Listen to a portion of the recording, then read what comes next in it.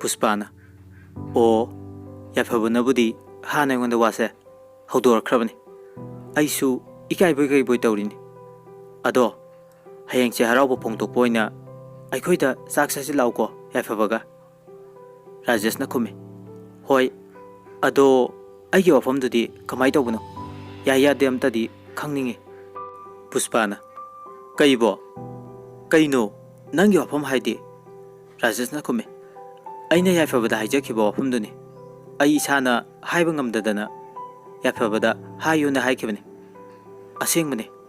Puspa. I Nangu Tamoshang Nushi. Puspana. Ha. Hai Sibukarino. Yafabana Harpawado. Nangi Oreko. Rajasna. Mane. I know Hibangam the Tobani. Yafabana, Mating Pangbiga Habduda.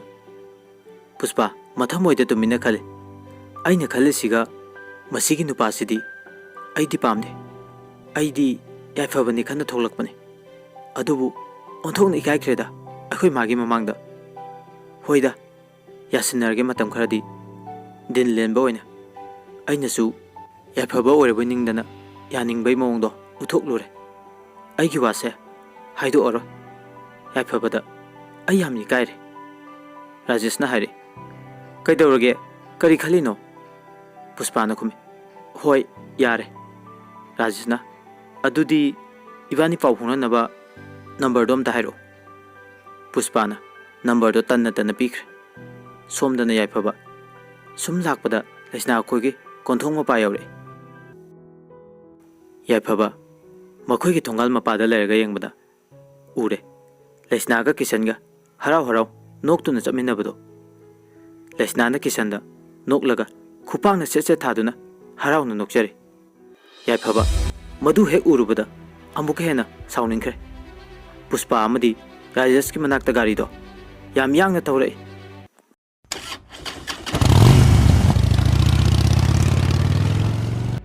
Rajaski Manakta Sanga. Ba. Satnabatorja. Somda Akumana. Atubataba Malay. Tunala Onare. Zatabayari. Rajasu. Hoi Fare Dudi. Satnabatorje. Rajas Nahiri. I could Muchaluki get Dudi. Horian Phone Taurage. Yapabanasu Puspada. Puspa. Adudi. I could Chaluki Gaiduna. Yapaba. Kitang Charpton Sach. Puspana. Kainune.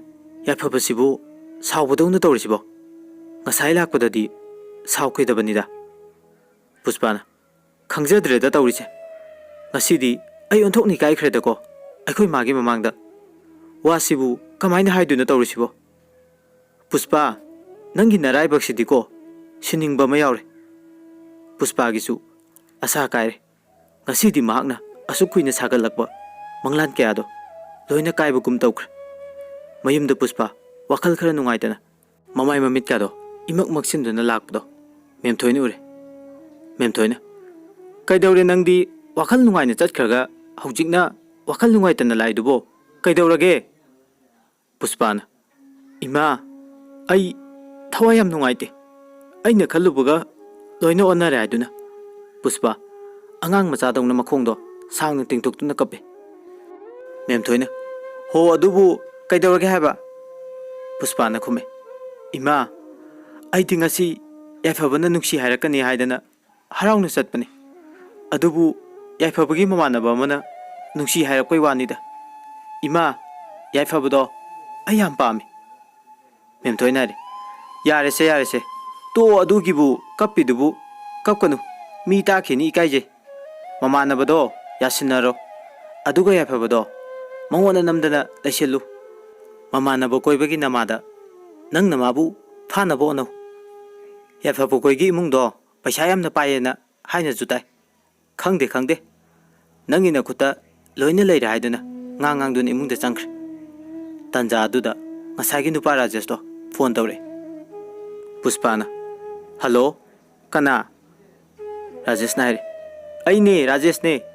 I Yumurena. Hagen the phone Torpone. Puspana Kumi. Oh. For a dudi. I tabak Tauri. Horelu go in a Taurage. Rajasu.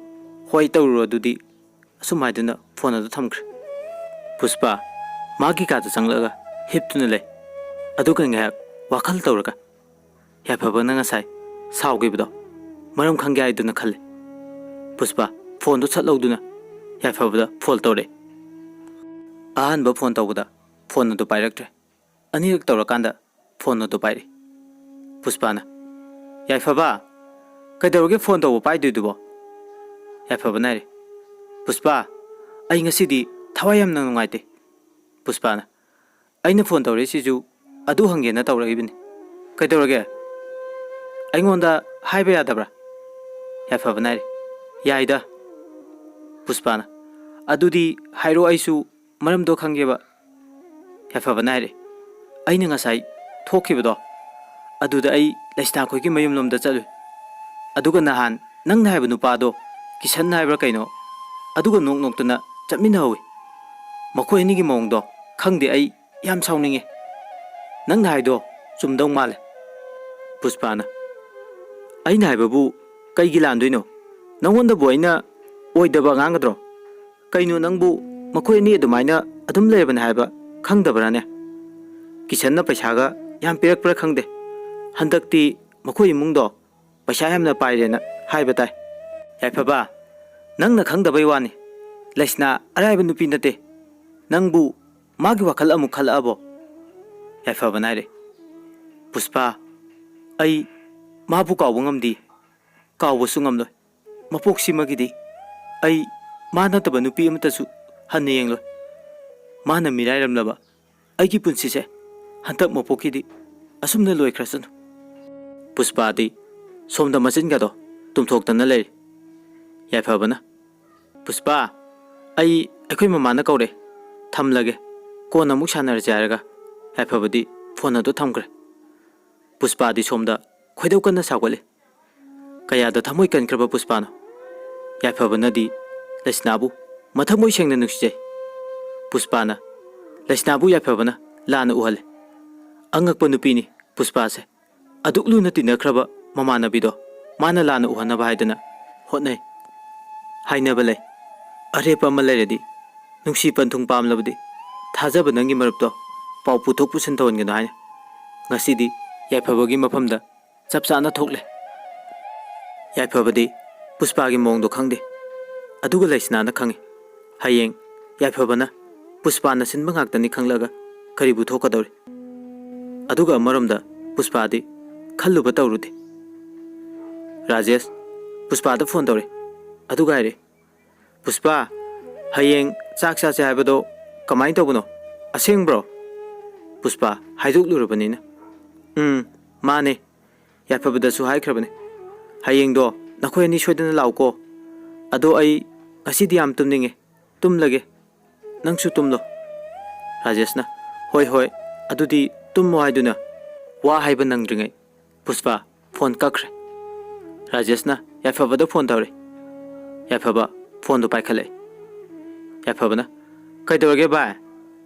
ꯔꯥꯖꯦꯁꯅ ꯍꯥꯏꯔꯦ ꯍꯌꯦꯡ ꯄꯨꯁꯄꯥ ꯑꯩꯈꯣꯏꯗ ꯆꯥꯛ ꯆꯥꯁꯤ ꯏꯕꯥꯅꯤ ꯂꯥꯛꯑꯣꯅ ꯍꯥꯏꯔꯛꯏ꯫ ꯌꯥꯏꯐꯕꯅ ꯈꯨꯝꯃꯦ ꯑꯩꯉꯣꯟꯗꯁꯨ ꯍꯥꯏꯔꯛꯄꯅꯦ꯫ ꯍꯌꯦꯡ ꯑꯌꯨꯛꯇꯣ ꯆꯠꯂꯁꯤ ꯏꯕꯥꯅꯤ꯫ ꯅꯪꯗꯤ ꯍꯔꯥꯎꯔꯝꯒꯅꯤꯅꯦ꯫ ꯑꯩꯗꯤ ꯚꯥꯏ ꯅꯈꯣꯏ ꯑꯅꯤ ꯀꯥꯏꯅꯒꯅꯨ꯫ ꯑꯩꯒꯤ ꯊꯃꯣꯏ ꯀꯥꯏꯔꯤꯕ ꯁꯨꯝꯅ ꯀꯥꯏꯒꯅꯨꯀꯣ꯫ ꯅꯨꯄꯤꯁꯦ ꯌꯥꯝ ꯉꯝꯃꯤ꯫ ꯃꯆꯤꯟꯗꯅ ꯑꯃ ꯊꯃꯣꯏꯗꯅ ꯑꯃ ꯃꯁꯤꯗꯅꯤ ꯅꯨꯄꯤꯁꯦ ꯅꯨꯄꯤꯒꯤ ꯁꯥꯒꯩ ꯑꯔꯦꯞꯄ ꯂꯩꯇꯦꯅ ꯍꯥꯏꯕꯗꯣ ꯆꯨꯝꯃꯦ ꯚꯥꯏ꯫ ꯂꯥꯏ ꯍꯥꯛꯇꯛꯇꯒꯤ ꯍꯥꯏꯅꯔꯛꯂꯕꯅꯤ꯫ ꯈꯪꯗ꯭ꯔꯦꯗ ꯇꯧꯗꯣꯏꯁꯦ ꯌꯥꯝ ꯂꯨꯈ꯭ꯔꯦ꯫ ꯔꯥꯖꯦꯁꯅ ꯌꯥꯔꯦꯀꯣ ꯅꯪ ꯀꯕꯤꯗꯧꯅ ꯇꯨꯝꯃꯣ ꯏꯕꯨꯡꯉꯣ ꯑꯗꯨꯗꯤ ꯑꯩꯁꯨ ꯊꯝꯂꯒꯦ꯫ ꯌꯥꯏꯐꯕꯅ ꯍꯣꯏ ꯍꯣꯏ ꯚꯥꯏ ꯒꯨꯗ ꯅꯥꯏꯠ ꯍꯥꯏꯔꯒ ꯐꯣꯟ ꯑꯗꯣ ꯊꯝꯈ꯭ꯔꯦ꯫ ꯁꯣꯝꯗꯗꯤ ꯔꯥꯖꯦꯁ ꯋꯥꯈꯜ ꯅꯨꯡꯉꯥꯏꯔꯤ꯫ ꯑꯩꯅ ꯐꯣꯡꯗꯣꯛꯄ ꯉꯝꯗ꯭ꯔꯤꯉꯩ ꯄꯨꯁꯄꯥꯗꯤ ꯑꯩꯕꯨ ꯍꯥꯟꯅ ꯅꯨꯡꯁꯤꯗꯨꯅ ꯂꯩꯔꯝꯕ ꯑꯣꯏꯔꯦꯀꯣ꯫ ꯉꯁꯤꯗꯤ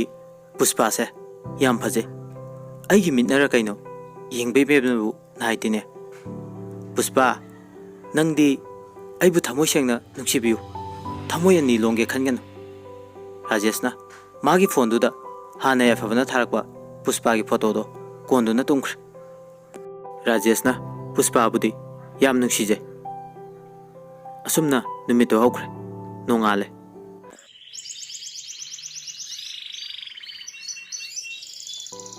Kisan ayuk ngana haugatlaga labukta chatuna luda nga changlakpado lesna khoigi tangkhai ma khaidonglaga Kishan lesna khoida changle lesna tum haugalakpada ngari Kishan e nang di hujikta tum haugalakta ngari ba nupi nabu yawo dam thengadi yararoi hayeng maugo yagadi adumaina thengnaga haugaladi ne mina nongna jani lesna nari taning dego da Kishan hujikse yam ngali umlambadagi ngan thorakpada ngari aduga ibu yaw thengi kaina Kishan yare tose nga se noigi ne pureini horen indom saga phajana thongaga charo ai chalukige yaw theng lesna machin ga do paitok tun lew Kishan na pirama nga do mama masa thongduna chare Puniman ibema ima bazada chalukige yumda leiramu lesna na hoi chaluri ma do aigi chini henga leiro ko Puniman hoi hoi nang hojik phau kaudrine nang na ngang oiringai da nang ne yamna pamjabani bazar dagi halakpada adu lerektradi yam kapkhibani lesna nai yareba ima wakoi sudana lerenu Punimana hoi hoi adudi ima chaluki gaiduna thokre somdana yaiphabaga Rajesh ka lakani haibaduda mama ga mukhoini Puspa chak thongli amaramda Puspa yam haraujari yaifaba lakani khanbagi aduga amaramdana ya Rajesh ki khallagadi bitto musute Rajeshu somda loishale wakhal nungaina isai ga nganglaga uri mitta nungsibi saktam la la la la Rajeshna phone tawri yaifabana masigi nupase phone tawri je chatlajena haidu eramni khangni ma kadar tawge yaifabana phone do pairaga tuminna le Rajeshna nang bunga orba ha phone dubu sat parak pa kedauge ba nang bo yaifabana tapna khume ba ai ngarang dagi hakchang do ngamdadana ahing chu tumba yadre aduna ngasigi to ase ai ta sengna ngamdabne sauranu natraga nang namanaba maga tawraga chatke su chatluru Rajeshna kaino nang na aidubo ngasai na haidokibsu nate aduga nang yaudana kamaina imanaba maga chattuyo ngakhalakanu ko is aidi kamai tawne tawriside wakhalga nungaina lerukan sida yaifabana nooga nangise nungai chuba kaiduni ne ha hoi phagi tawbuni ne irujaba loire Rajeshna bai nang sidibu ko ai amu nungai handribu ko ai budi loishinba loire nang loishallaba na phone tawrei ne yaifabana kaidinu da irujaba loida ngari Rajeshna mu loishilo thengabane thengna chapado nungai teba ai ngairga lerbani ko yaifabana hoi he yam chatningla maleda aina hujik sauninglatana ko hek tokthodi Rajeshna mu khume amuk tokeba tokta to ude sire khangu nang yaifabana yare se ai langna ba tawrage leramo Rajeshu phone do thamkre aduga Rajeshna Puspa da phone tawre Puspa na kaidorage ai khoi la ni haige tawbane Puspa na ai chak thongiye yum yom dai doina hairo wa sarga phone do phat kak thaki aduga Puspa na masigi nupa se loine duse ai odokna wa dorida masak tuga yaifaboi su yorok tore yaifabana phone do tawshelo ngairaga lermona thongal da haiko Rajesh phone tawre Puspa da yorok tore ai khoi ngairamo haikre tanja duda lesna su ising shokai aduna thole pukri da lai lesna ga yaifabaga lambi da thengnare ani dum michane lesna na yaifaba ubada yaifaba karino nangna tawrisibo asu kuibase kemta haikta khai ai nangbu yam warawe nang khangdabra yaifabana kanadano nangna haidubo lesna na kaino yaifaba nangona natana kanada oiduno yaifabana mukhume wari faudi nai rehe ya male nang kanagumba apangma nupa ama oirdi nang na haido thajagadaba wa saiga chathoe hairamaga Puspa khoida gari do thaujanke lesna na yaifaba haina tanare lesna na tawrido masai dagi Puspa de urame Puspa na ꯂꯩꯁꯥꯅ ꯇꯥꯟꯅꯔꯛꯄ ꯑꯗꯨꯗ ꯌꯥꯏꯐꯕꯅ ꯍꯦꯛ ꯆꯪꯂꯛꯄꯒ ꯒꯦꯠꯇꯣ ꯂꯣꯟꯁꯤꯟꯈꯤ꯫